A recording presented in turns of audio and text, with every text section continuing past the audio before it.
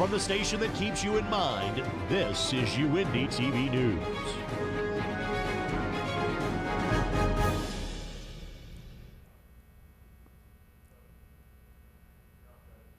Welcome. I'm Giselle Valentin. And I'm Tiana Baxter. Help from the United States is now on the way to one of the deadliest natural disasters to unfold this century.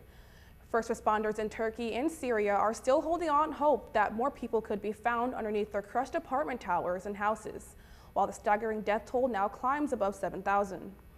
The U.S. is sending the best hopes to disaster zones in Turkey. In the snow and surreal wreckage of collapsed concrete, a girl in pink pajamas with a kiss from a rescuer, now in safe hands, removed from the rubble. Across Turkey and Syria, teams of human chains are still trying to find people. Voices heard underneath mountains of debris. This English teacher last reached out to his friend Mustafa just before the quakes. It was horrible, horrible. I can't explain and with you words. haven't heard from Mustafa since Yes, then? actually, and since then we're here waiting to hear anything from him. The U.S. is sending its best to the disaster zones in Turkey. Virginia Task Force 1 is dispatched with 79 first responders and 6 dogs packed onto this cargo plane. The team will join 78 members of the Los Angeles County Fire Department, both units specializing in urban search and rescue. And in Syria, staggering scenes of outright destruction. In war-torn Aleppo, a representative from UNICEF described a sense of panic, especially among the young. Children who have been very traumatized by a lot of war were again bewildered, didn't know what was happening, and it was really quite scary because of the aftershocks, but also because buildings were toppling around them. I'm Mike Valerio reporting. As if the earthquake in Turkey isn't devastating enough, 481 miles away, Syria also experienced an earthquake. Syria has been in a 12-year-long civil war, and residents who have survived the war literally got more misery piled on them from the earthquake right after they were hit by a huge snowstorm. Residents watched their homes reduced to rubble on Monday when a 7.8 magnitude earthquake hit the region. The quake rumbled the region of Syria that is divided between the government-held territory and the country's last remaining rebel-controlled enclave. This will likely complicate efforts in delivery aid and medical attention to Syrian residents. This territory relies heavily on international aid, which is usually brought over from Turkey. Tanya Evans, who is the Syria director for the aid group, the International Rescue Committee, says that it is a crisis within multiple crises. Temperatures are plummeting to below zero, leaving thousands exposed. The death toll between Turkey and Syria has surpassed 5,000, and the Turkish government has declared a 7-day national mourning period. We keep the residents of Syria and Turkey in our thoughts and hope that international aid can safely make it back to people in need of help. Not only did the northeastern part of the world get hit by a devastating earthquake, yesterday morning around 6:15, a 3.8 magnitude earthquake shook the Buffalo, New York area. The USGS confirms that a 3.8 magnitude earthquake happened in the West Seneca yesterday morning, and it was one of the strongest earthquakes in 40 years. Earthquake engineer Dr. Michael Bernoux of the University of Buffalo says that it is possible that the region will feel aftershocks. He even says that the earthquake was not a surprise and that it's fairly regular in the past years to see magnitudes in the 1s, 2s, and 3s, but a 3.8 was just a little bit less common. So far, there are no reports or major damages or serious injuries. When we return, we have the latest about the Chinese balloon. Stay tuned. All right, Jake, who you got? Tennessee, Georgia. Georgia, easily, man. Come on, Tennessee's 8.5-point dogs. Easiest spread of all time. How? Because they're good, and Georgia's played nobody. At least Georgia has a defense. Oh, come on. You're a naive fan. Your opinion doesn't matter. My opinion doesn't matter. The only thing you know as a Purdue fan is how to lose to a 15 seed in the March Madness tournament. We're bowl eligible, my guy. Are you? Make sure to tune in to Last Call Monday nights. We'll talk about Division I football, give you plenty of UINDY sports, some interviews in there as well, and then plenty of pro sports, whether it be NFL, MLB, the whole shebang. Yeah, and there's at least one guy that knows what he's talking about.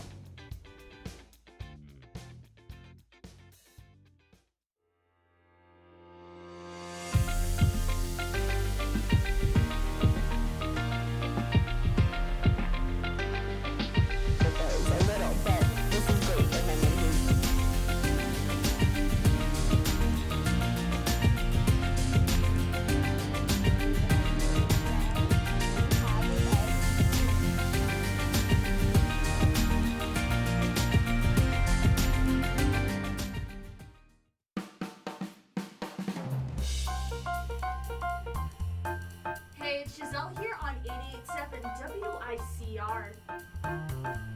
88.7 The Diamond, the only jazz and classical station in Indianapolis, completely led by the students of the University of Indianapolis. Listen to us on iHeartRadio, TuneIn app, FM radio, HD radios, or even on our website at wicronline.org, a different kind of public radio. 6 days ago, a mysterious balloon appeared over Montana and it roamed the U.S. skies until it was shot down just 12 days ago. The balloon was identified to be from the Chinese surveillance, which quickly raised concerns throughout the United States. Further concerns have raised after it was recently revealed that similar balloons had entered the U.S. through the Trump administration. Footage of the balloon being taken down has been shared online, where fighter jets can be seen quickly disposing of the Chinese aircraft. Although U.S. officials are unsure of what exactly the Chinese were trying to spy on, modern spy balloons have been discovered to be equipped with high-tech sensors to pick up cellular transmissions and other communication signals, making them more effective than the common spy satellites. The Chinese government claimed that the aircraft was a weather balloon that had wandered into the U.S. airspace, and that the use of the armed forces was an excessive reaction. President Biden is on his way to the Capitol to deliver the annual State of the Union address later tonight. Monday morning, the president tweeted a picture of a draft of his speech shield in a binder accompanied by a plate of cookies and a mug, showing that he is ready to deliver the annual address later tonight. As we approach the halfway point of his presidency, Biden is expected to talk about the priorities and agenda items for this upcoming year. Biden will also be facing critical observation after the handling of classified documents from whether he left his vice presidency. The position of powers is to launch congressional oversight investigations aimed at the Biden administration. The president will be giving the annual State of Address tonight at 9 p.m. Eastern Time. The 2023 Indianapolis mayor election has a new contender. Abdul Hakim Shabazz, a UINDY adjunct, has announced that he is entering the race for mayor. Shabazz is locally well known as a political commentator, as he is the editor and publisher of UINDYpolitics.org. Shabazz also is an attorney who has lived in the Indianapolis area for 20 years. He is licensed to practice law in both Indiana and Illinois. Shabazz is entering the race as a Republican and is facing Pastor James Jackson and John Couch in the primary. He said his policies would be similar to Greg Ballard's, who served as mayor of Indianapolis from 2008 to 2016. Incumbent Democrat Mayor Joe Hogsett is also running for a third term, and the biggest challenger in his primary is State Representative Robin Shackelford. If elected, Shabazz would be the first person of color to hold the office. Election day is Tuesday, November 7th. A sixth officer was fired Friday after an internal police investigation showed he violated multiple department policies in the violent arrest of Tyree Nichols, a 29-year-old black male who was violently beaten by police in Memphis, Tennessee last month. Memphis Police Department identified the officer as Preston Hemphill, saying in a statement that Hemphill violated policies on personal conduct, truthfulness, and compliance with regulations regarding the use of a taser. Hemphill is seen on body cam tasing Nicholas after he is already dragged from his car, forced to the ground, and doused with pepper spray before he breaks free and runs away. Hemphill is then caught declaring, quote, "I hope they stomp him," end quote. Memphis termination was necessary, says Memphis City Council J.P. Smiley. Smiley and other council city leaders are also looking to bring change into the police department when it comes to the use of force, transparency, and a lot more. Right after this break, Tim Mathodikis will be joining us to talk all things sports. Most people wouldn't hitch a ride with a stranger. Sometimes convenience comes at a price, but the cost should never be your safety. What do you know about your driver? Do you trust him to get you home safely? Do you trust him with your life? 91% of Americans believe that there should be mandatory rules and regulations for drivers of ride-hailing apps. Know your rights. Make the right call when it comes to your safety. 83% of Americans believe that drivers of ride-hailing apps should undergo criminal background checks and should have to pass regular drug testing. All drivers should be properly screened. licensed, and trained. Don't put your safety, your privacy, or your life at risk. Inform yourself about the hazards of digital hitchhiking. Arm yourself with the necessary tools to ride responsibly. Do your research and think before you act. Visit rideresponsibly.org.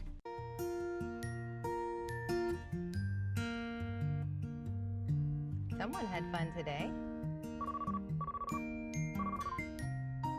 Hey, sweetheart, everything okay? Yeah, everything's fine.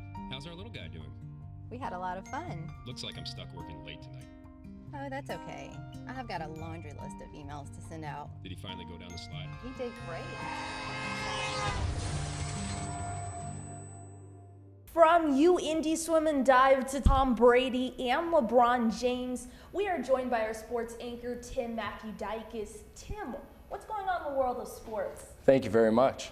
Firstly, the top 5 ranked UINDY swim and dive teams head to southwestern Indiana this week with eyes on both team and individual GLVC titles. The fastest swimmers and most talented athletes in the GLVC will compete at the 2023 Great Lakes Valley Conference Men's and Women's Swimming and Diving Championships. Last February, UINDY earned its 4th men's GLVC crown while racking up 9 event titles, 4 of which came from the GLVC Freshman and Swimmer of the Year, Cedric Boosing. The women's team won 12 event titles and secured their 5th consecutive runner-up finish. The men's team is seeking their 5th GLVC trophy, while the women are seeking their 1st conference title since joining the GLVC back in 2013. The tournament will kick off this evening down in Evansville and at the Deaconess Aquatic Center and finish up Saturday, February 11th. This year's GLVC Championship will be streamed live and for free on the GLVC Sports Network at glvcsn.com. Moving on to the NFL, Tom Brady announced his retirement and his transition to broadcasting. From a live stream from Tom Brady announced for the 2nd time that he is stepping away from football. Tom Brady has played 3 seasons worth of football playoff games throughout his career, and with that, 5 Super Bowl MVPs. Following that announcement, the news headlines quickly transitioned to his new arena. In the fall of 2024, Tom Brady will launch his career in broadcasting with Fox News, which poses a new challenge to the 7-time Super Bowl champion. Tom Brady signs on for 10 years in a deal worth $375 million. Good luck to the greatest quarterback of all time in his new endeavor. Speaking of other sports legends, one of the NBA's oldest records is likely to fall this season as LeBron James nears all-time points record set by Kareem Abdul-Jabbar. Abdul-Jabbar has held the record since April of 1984, 8 months before James was born. According to the NBA, James would need 2 more games to break the record with this career scoring average of 27.2 points per game. This puts him on pace to reach the milestone on February 9th at home against Milwaukee. James has already surpassed career points highs for all other basketball greats such as Michael Jordan, Kobe Bryant, and Karl Malone, so it is likely he will pass this next milestone on the list. To track LeBron's chase to the record, visit NBA.com. After shockingly demanding a trade just days before the NBA's trade deadline, it has been announced that Kyrie Irving will join Luka Doncic in the Dallas Mavericks. The deal would ship Irving alongside Markieff Morris to the Mavs in exchange for Spencer Dinwiddie, Dorian Finney-Smith, and 3 picks, including a 2029 unprotected first-round pick. There's a sense of uncertainty surrounding the deal as Irving has worn 4 jerseys in just the past 6 years. Also, he was immersed in controversy for the majority of his time in Brooklyn, which limited his time playing on the court. However, according to TNT's Chris Haynes, Irving is ecstatic about playing for his new squad and excited to play alongside another superstar in Luka Doncic.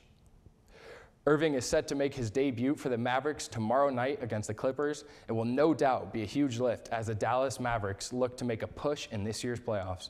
Moving back to the NFL, an exciting matchup this Sunday between the Kansas City Chiefs and the Philadelphia Eagles in Super Bowl 57. Each team has a number of players that can and will make game-changing plays, starting with Patrick Mahomes and Jalen Hurts. Besides just having a great matchup for teams this upcoming Super Bowl, there are 2 very unique aspects to the contest. Andy Reid was fired as head coach of the Eagles in December of 2012 and was immediately hired as head coach for the Chiefs. Andy Reid now has his chance to show the Eagles that they made the wrong decision by beating them this Sunday at 6:30. Another interesting aspect to this year's Super Bowl is the sibling rivalry between the Kelce brothers, Jason and Travis Kelce. Both Jason and Travis are absolutely crucial to their team, which makes this game all the more interesting. Tune in to this exciting Super Bowl matchup this Sunday at 6:30 p.m. Thank you, Tim. I know all you football fans out there are counting down the days until Super Bowl Sunday. I know I am, Tiana. When we return, our entertainment anchor Stephen Pagel has all the details on the historic Grammys night.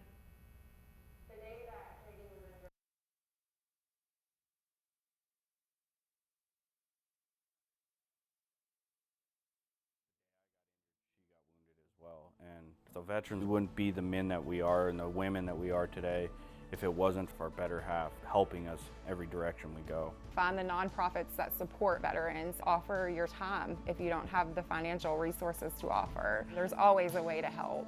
Visit saluteheroes.org to learn more. Many medicines used to treat colds and flu contain acetaminophen, a pain reliever and fever reducer found in hundreds of over-the-counter and prescription medicines. But taking too much or more than one medication containing acetaminophen per day can damage your liver. So always read the label and don't take acetaminophen if you drink 3 or more alcoholic drinks every day. To learn more, visit fda.gov/OTC pain info. A message from the U.S. Department of Health and Human Services Food and Drug Administration. Making is in essence telling a story. Every time I make something, I'm telling a story. When a kid gets their hands on the world and learns that they can make their fantasy play, that they can make their reality, that's power. As far as I'm concerned, everyone should feel that kind of power. So if there's something that interests you, go figure out how to do it. Go tell your own story. There it is. I want to know why you make. Share your own Why I Make story today. Visit whyimake.org. Everybody can make something because I think everyone has a spark of creativity, and the reason that I have to keep making is because I don't think my life would be as fulfilling without it. If you make things yourself, that means you're not cowering in fear. You're out there taking chances. That, I think, is my way of saying I love you to the world. All right, now I want to hear why you make. Share your own Why I Make story today. Visit whyimake.org.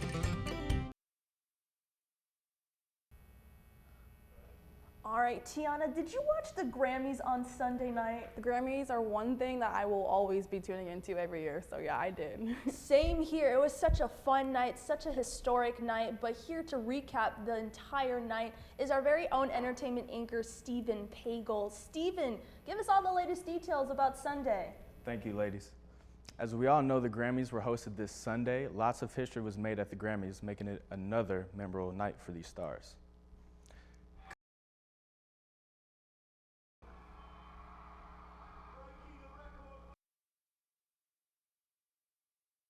And the Grammy goes to Beyonce. With her win for Best Dance Electronic Music Album for Renaissance, the singer-songwriter's 32nd career Grammy surpassed classical music icon Sir George Solti for the most Grammy Award wins of all time. I'm trying not to be too emotional. And I'm trying to just receive this night. She came into the awards with 9 nominations, more than any other artist, winning 4. An icon who won a Grammy earlier today, which means she's officially an EGOT, Viola Davis.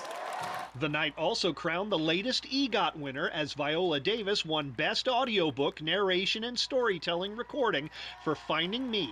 Davis is just the 18th person to win all 4 major entertainment honors. Brandi Carlile won a trio of trophies, as did Bonnie Raitt, who looked around in disbelief at winning Song of the Year for Just Like That. I don't write a lot of songs, but I'm so proud that you appreciate this one. You changed my life. You sang that gospel medley, and the way you made me feel, I was like, I want to make people feel this way with my music. Lizzo spent a portion of her acceptance speech for Record of the Year thanking Beyonce. By just being myself by just being who I was born as. It's just, I'm so thankful. Jazz singer Samara Joy took home Best Jazz Vocal Album and the coveted Best New Artist Grammy. You can read it. Harry Styles! The night's final award saw Harry Styles, who'd already won Best Pop Vocal Album, winning Album of the Year for Harry's House. In Hollywood, I'm Rick Damigella. Congrats to my girl Beyonce and all other award winners for continuing to break records. Honestly, I'm just waiting to bring one home to the 317 in the future. A highly anticipated video game releasing on February 10th will be sure to make Harry Potter fans excited. Hogwarts Legacy is the name of the immersive, open-world action role-playing game, set in the world first introduced in the Harry Potter books. For the first time, you can experience Hogwarts in the 1800s. Your character is a student who holds the key to an ancient secret that threatens to tear the wizarding world apart. You can become either a wizard or a witch and learn spells, brew potions, grow plants, and tend to magical beasts along your journey. Be sure to pre-order Hogwarts Legacy now, or buy it on launch day on PlayStation, Xbox, computer, or Nintendo Switch. For all the nostalgic movie lovers out there, Titanic's 25th anniversary is to be celebrated in theaters very soon. Listen to me, I've got you. I won't let go. Titanic is celebrating its 25th anniversary with a theatrical re-release. The film debuted in North American theaters on December 19, 1997. The slight delay to the anniversary release is likely, and rightly, due to James Cameron's latest blockbuster, Avatar: The Way of Water, which arrived in theaters just 3 days before Titanic's anniversary. It's interesting to have a film that's 25 years old that people still want to see and still want to go to theaters to see. That's very gratifying that the film has been embraced by the zeitgeist, not just in its moment, but generationally. And I think people know instinctively that the theatrical experience of the film will be more profound, more powerful.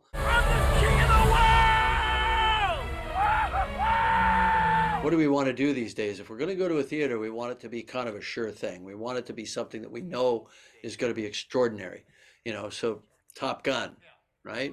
Spider-Man, Way of Water, you know. We know these are going to be extraordinary experiences. To get us up on our hind legs and into our car and go through all the hassle and the parking and the popcorn and all that sort of thing. You jump high, jump right. And I think Titanic is kind of an evergreen that makes that promise. You're going to have an experience. I'm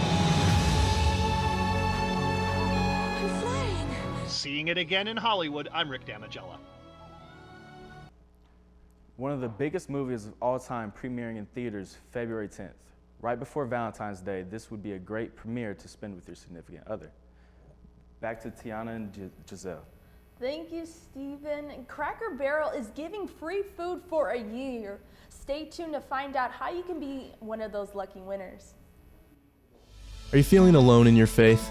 UINDY Catholic gives you an opportunity to get involved in a religious community on campus, providing sacramental needs and fellowship for prospective students and giving you a sense of belonging. We just want you guys to know that God loves you, He delights in you, and He's in awe of you. And we would love to meet you. So you should come on out. UINDY Catholic, a community for you.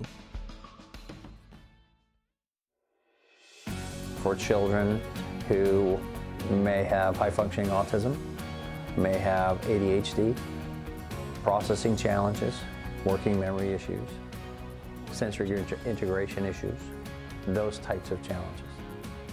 It's a place where human beings are valued, children are respected.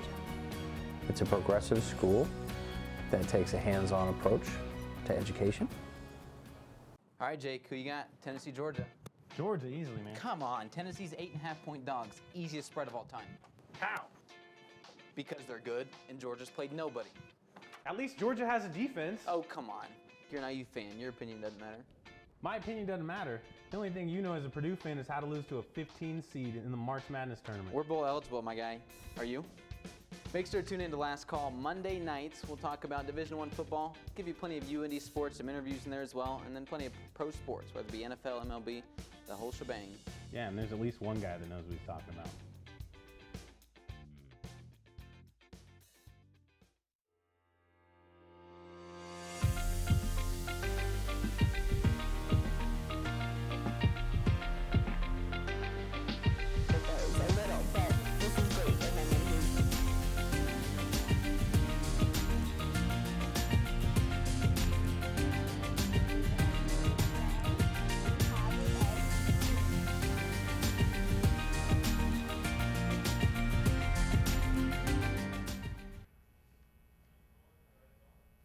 roses. Nothing says love like Cracker Barrel. The restaurant chain is offering a Valentine's Day giveaway this year. 5 lucky couples have the chance to win free Cracker Barrel for a year. But here's the catch. To have a shot at the prize, each couple will need to get engaged at a Cracker Barrel location. Couples need to post a video of their Cracker Barrel proposal to Instagram between February 10th and 16th. The posts need to include the caption that explains why they decided to propose at the iconic restaurant, alongside with the hashtag #ISaidYes at Cracker Barrel and hashtag contest. Candidates also need to follow the restaurant's official Instagram account. So here's to a Valentine's Day filled with mac and cheese, chicken and dumplings, and a ring. Right in the capital of our nation, a lucky person has become the ticket holder of the 5th largest winning in history. The Washington Citizen was the first Powerball Jack winner this year, and the ticket holder is now left with the choices of receiving $407 million cash payout or another prize. The number on the winning lottery ticket were 5, 11, 22, 33, 69, and the winning Powerball number being 7. Due to his win, the next draw winner is left with the possibility of $20 million. The next Powerball draw will be tomorrow night. Geez, I really couldn't imagine winning that much money. I don't even know what I would personally do with that much. Honestly, I'm still on that Cracker Barrel. I wish my fiance would have proposed at Cracker Barrel because I swear free food for all of us because we are foodies. That would have been so amazing. Yeah, you can't go wrong with a free meal. Definitely screams love. It does, but man, once again, that Powerball, that would be nice too for our wedding. Pay off some college debt there. Yes, exactly. All right, thanks for joining us here on UINDY TV. I'm Giselle Valentin. And I'm Tiana Baxter.